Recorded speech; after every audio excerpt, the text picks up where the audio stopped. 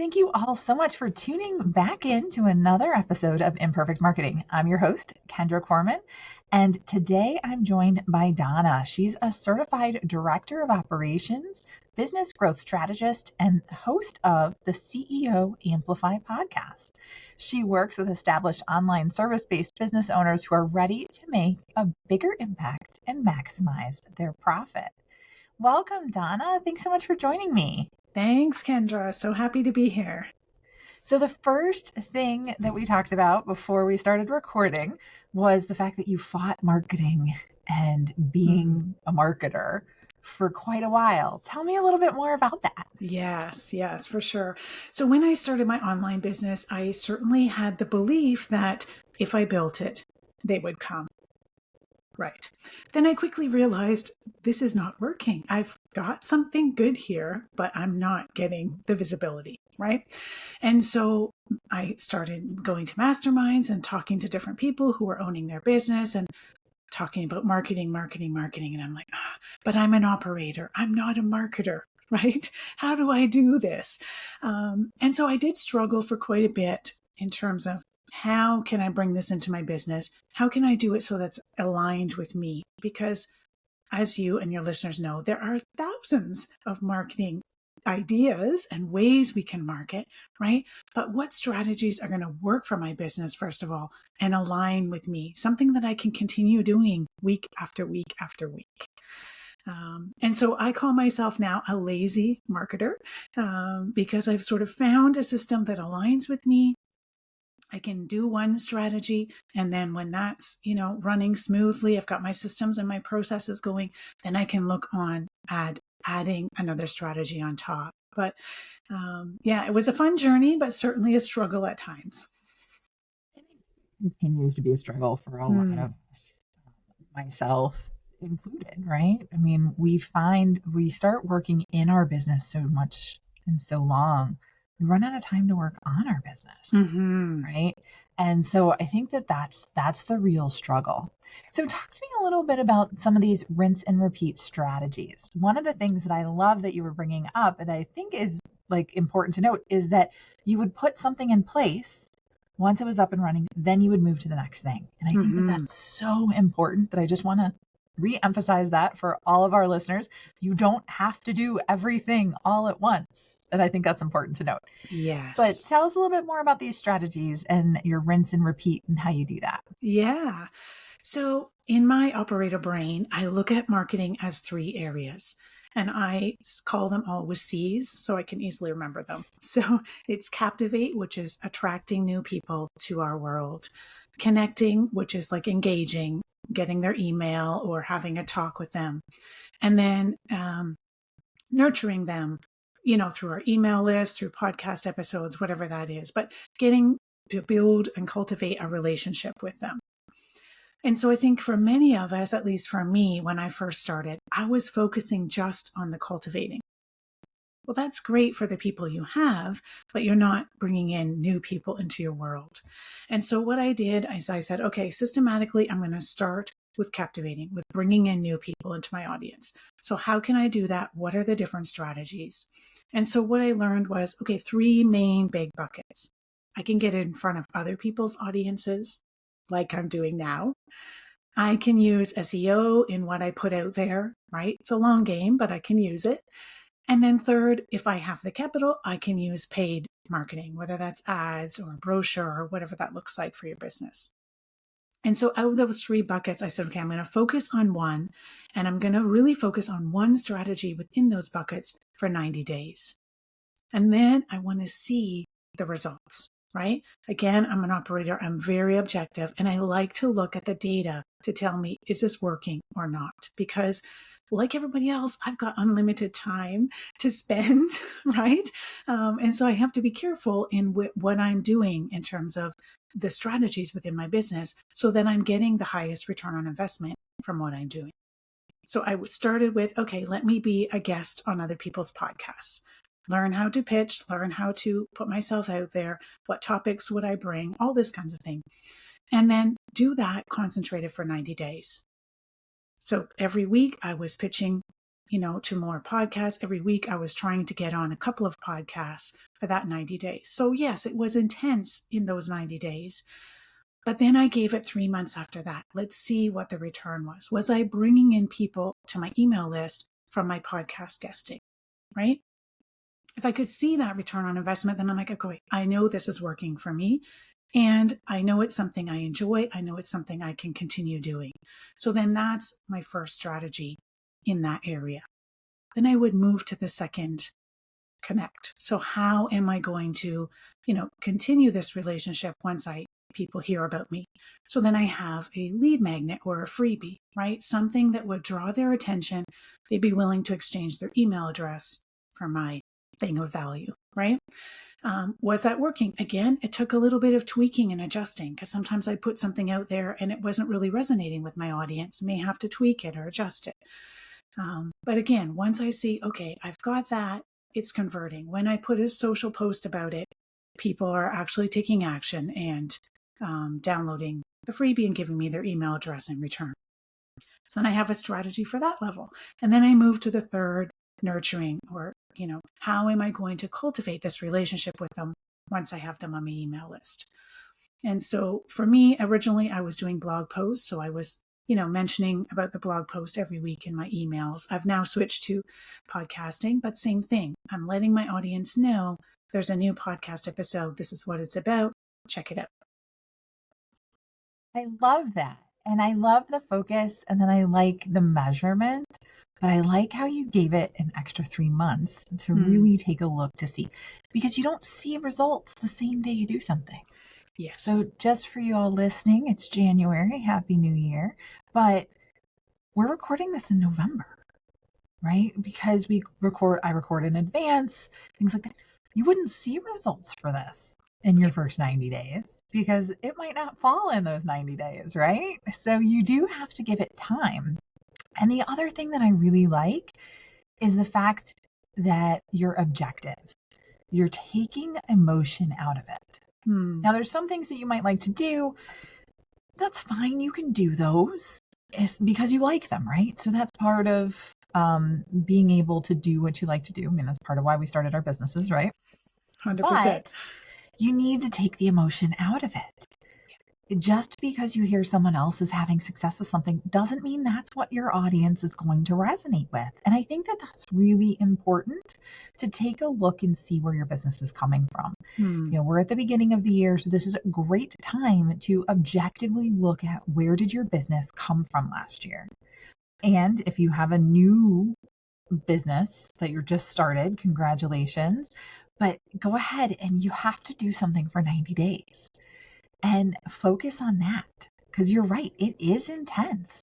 When you make a concentrated effort to be a guest on someone's podcast or to engage a lot on social media or whatever it happens to be, it's pretty intense because you have to be always thinking about that and identifying time to do that. Now, one of the things that you talk about are habits and routines. Right. And so from the operating perspective, which I love because that is not who I am. I'm definitely a marketer. Tell me a little bit more about habits, routines, and how that can help people become more successful, because marketing should be part of their habits and routines. Yeah, for sure. So a couple of things. One is, and I think you touched on this, we have to build time into our weekly schedule for these activities. And it's not just once on a Tuesday when we feel creative that we want to, make a bunch of posts or put out a bunch of things. It has to be a weekly routine that every week we're hitting what we need to do. So what I like to do is look at the whole task as a big picture and lay out each of the steps that would be needed to bring that to fruition. So for example, a podcast episode, right? I'm meeting with Kendra. Obviously, we're recording now, right? But there's other things that have to go on before this episode gets in front of your listeners' ears, right? Someone edits it. And then you may have some post-production that you're doing. You have social media posts. You may have an email. And so all of that needs to be put together behind the scenes before it's ready to be released. But what I question is, as the visionary, as the leader of the business, do you need to be doing all of those things, right? And the answer is no. Yes, you need to be there as the voice of the podcast because you are the expert. It is your podcast, right? You can't substitute a team member to come in and do this recording with me. But you more than can delegate this afterwards, all of the other pieces, to team members. And so really looking at, okay, this is a big task that I want to do week after week, but what pieces do I need to do as CEO, as leader? And what pieces can I delegate to someone on my team? And then having a system and process for that so that both you know and your team members know exactly what's coming each week, right? So if it's one podcast episode every week, or if it's batching 3 or 4, whatever that looks like, but they're clear on what they need to do each and every week to get the podcast ready. And you are also clear what you need to do. And you have time in your schedule to do that. Because if you commit to doing a strategy, you have to have time during the week to make it happen, right? You don't want to be getting to Friday and saying, oh, but I didn't report a podcast episode for next week, right? Consistency is key. Didn't they on that have a t-shirt? Oh no, an episode needs to go out tomorrow. That's why I batch now. I record. I have 1, maybe 2 recording days a month that I'll do depending on schedules and things like that. But yeah, batching is extremely important to me because I know I never want to be in the what am I going to do tomorrow when this is supposed to go out and start recording at 7 p.m. That's not fun. So, but yes, consistency is key because people expect to get 2 podcast episodes from me a week. You know, one which is an Imperfect Marketing brief. That's just a super quick, less than 5 minutes tip or marketing insight and trend. And then, of course, these episodes that are longer and meant to be more conversational and hopefully learning from a lot of other people and not just my voice on a regular basis, which I think is good. So let's talk about this delegation piece. So some small businesses, they just don't have the revenue to outsource a lot of things. But I think it's about looking to see where your time could be spent and what revenue generating things you could be doing, right? While outsourcing the things that you might not be a part of, even if it's only a couple hours a week, right? What are your thoughts on that? Yeah, 100%. I agree with you that we don't have to go into it with the mindset that I need a full-time employee.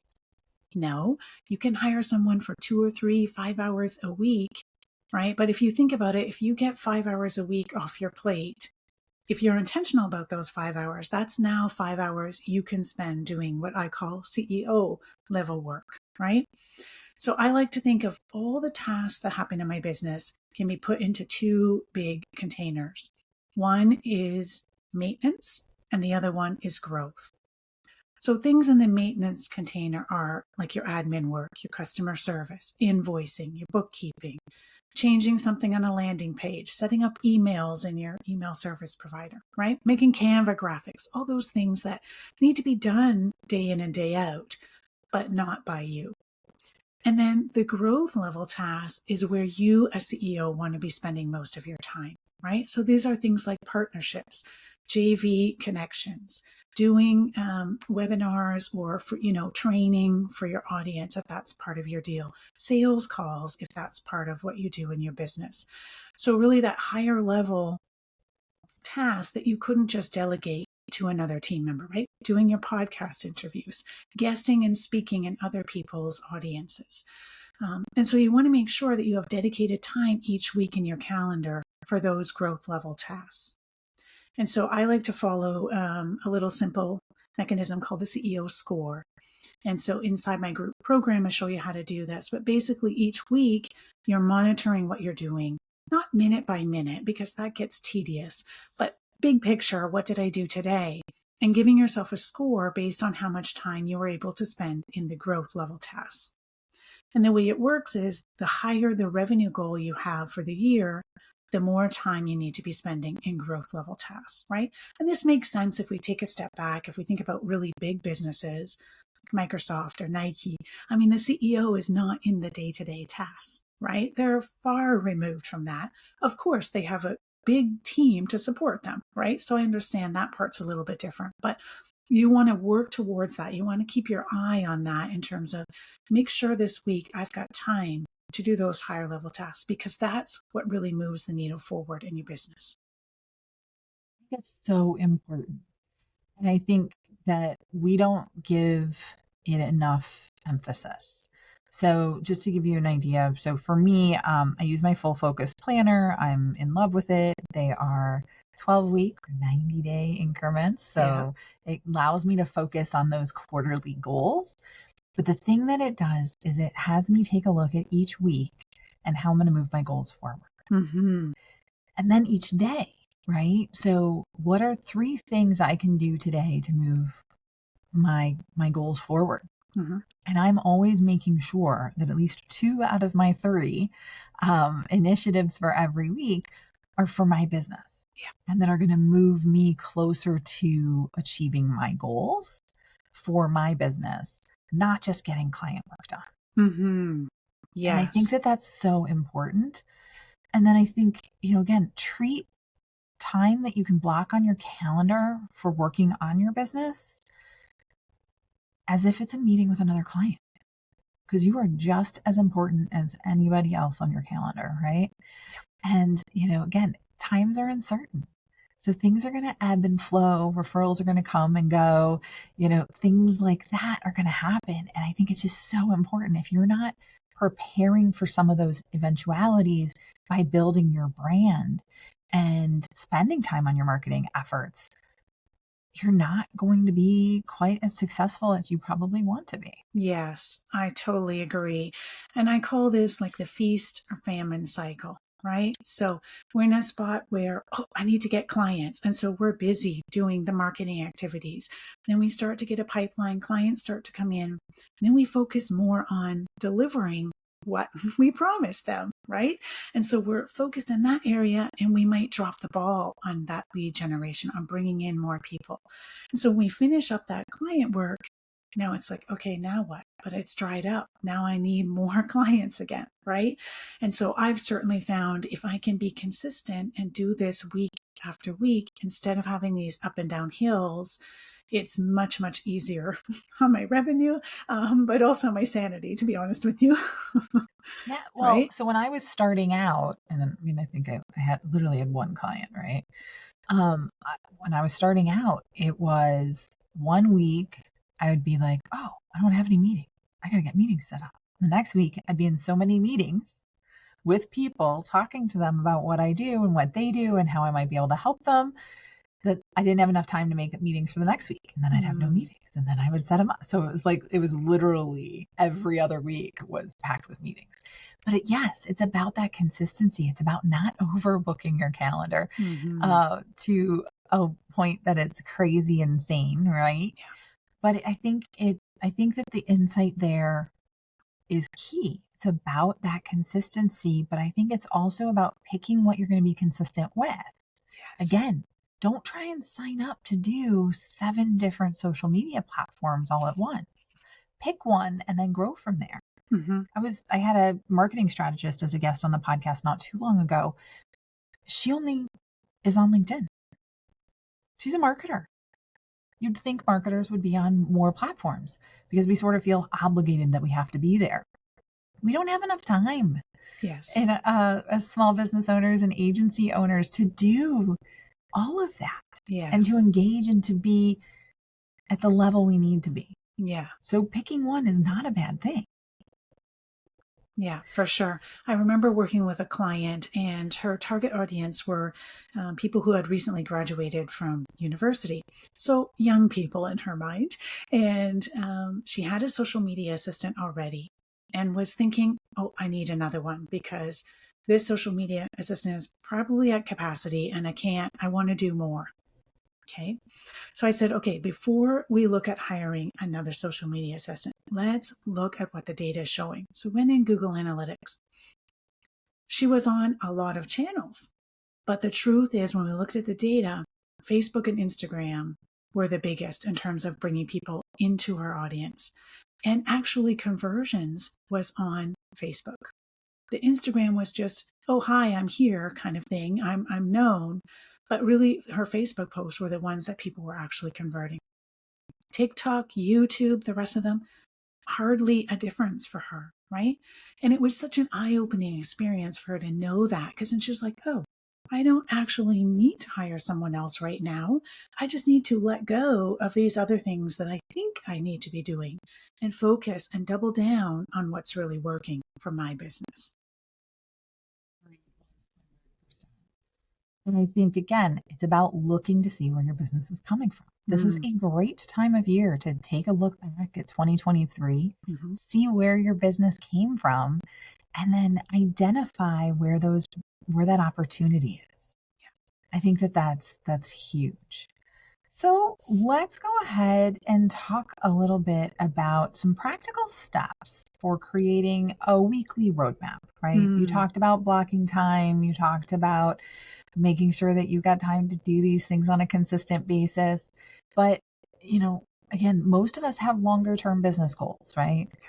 We want to 10x our business, 5x our business, whatever that happens to be. How do we create a roadmap that's going to help us get there? Right. So I like to focus on it from a strategic perspective. So it doesn't matter where you are in the year, set what you're going to look at for your 12-month goals. Now it's perfect because we're just starting the new year. But if you're listening to this at a different time, it still applies. And so set what your 12-month goals are, but don't stop there. From there, break it down into 90-day goals, and then from there down into monthly goals. And the reason for doing that is because so many of us make big, lofty goals for our 12-month goals, which is good, right? It's good to dream big. It's good to see where I want to go. But then if, let's say we do that in January, by March or April, we've lost track of it. Other shiny objects have come in, distracted us. Our attention is somewhere else.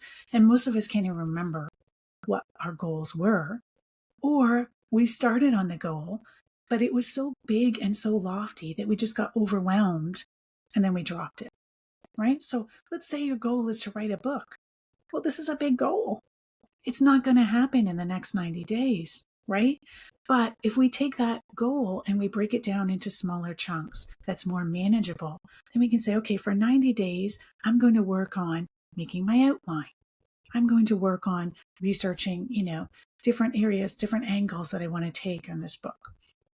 Whatever your goal is, but breaking it down into smaller, manageable pieces is much easier to work with, right? So we have our 90-day goals, and then from there into monthly goals. And then what we do is week after week, we have what I like to call a CEO Power Hour. So it's really a date with ourselves to review, reflect, and to set what our top 3 priorities for the week ahead are going to be. And those top 3 priorities come from what our monthly goals are, right? So I have a monthly goal to accomplish. Maybe I want to get on 10 podcast episodes as a guest this month. And so I'm going to have to pitch, maybe 20 or 30 of them. And then I'm going to have a booking system to make sure I have time in my calendar to have those there. So each week I know how many I need to do. I know how many I need to pitch. I know how many recordings I need to do. And so by having it measurable and having it in a smaller piece, we can then see where we are. At the end of that month, we then evaluate. How did I do? Well, 10 podcasts a month, that was too many. I couldn't keep up. I need to, lower that to a more realistic number for the capacity that I have. Or that was great. I got a lot of traction out of doing this. I'm going to continue doing that, right? So that evaluating at the end of the month helps us stay on track and helps us, if we're falling a little bit behind, to tweak and change. Or if we're doing great, to double up on what is working, right? So then we don't get it halfway through the year and we're like, oh, I'm nowhere near my goals, right? Because we weren't even looking at them. You have to look at them every day. I look at my goals every day. I have a workday startup ritual that has things like checking social media and getting down to inbox at 0, which I didn't get down to today or yesterday. Getting through some of those things and then looking at my goals to make sure that they're top of mind. because otherwise they get lost and you have no idea what you're trying to achieve. Yep. And that's not good. Because I remember when I was trying to grow the podcast, one of the things that I wasn't doing was telling people when their episode was going live. I would forget that piece of communication. I wouldn't give them assets to share and things like that. Well, if I don't give you things to do to promote my podcast, my listens aren't going to be going up because I'm not promoting it, right? Yes. I'm just promoting it to the same people that have been hearing and listening to it all along. Yes. Which isn't bad, but it's not going to grow it. And it wasn't going to grow it to the level that I wanted it to. And that's where the impact came from, was really creating some of those processes around notifications and alerts and making it easy, serving it on a silver platter so that it's easy for you to do. Yes, yes, for sure. And that's what's important. And if I didn't remember that growing my podcast downloads every week was a goal of mine, well, then I wouldn't have remembered that I needed to tell someone that their podcast was going live next week, right? Yes. Or on Thursday or whatever it happened to be. And I think, again, that's hugely important to stay in front of it. And then I think, again, cutting down your goals, taking them from annual to quarterly to monthly, it makes it seem more reasonable, right? It's not like this big, huge number that you've got plenty of time to reach in March. And then it's also not this enormous number that now you have no time because you've done nothing to achieve it.